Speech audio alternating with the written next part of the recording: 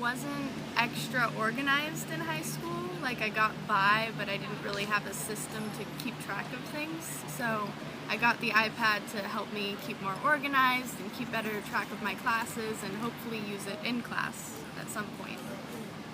I'm really looking forward to using my new iPad to keep track of homework, keep track of notes, try to keep everything in one place instead of carrying around a bunch of heavy binders in my backpack all the time like I did in high school. They're great for keeping track of assignments, and there's a lot of apps for that, and a lot of classes are using them now to let you take notes in class, so it's really exciting.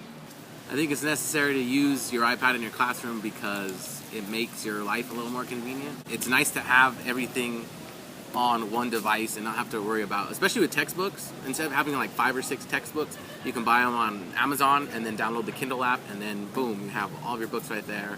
Or you can download, especially with the anthologies in English classes. Oh, I have so many English classes where we need an anthology, and then those stories have been published in so many places, so it's easier to find in a PDF or a free version of it and then download it and have it instead of spending all that money on an anthology or wasting your time renting it or anything like that.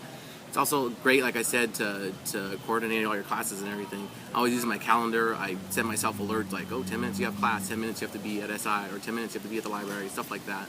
So it's great. And then I also have all my syllabi on there, so I can, especially when there's changes and stuff, I can go in there and tweak it in Adobe and on the PDF file program, so that's cool.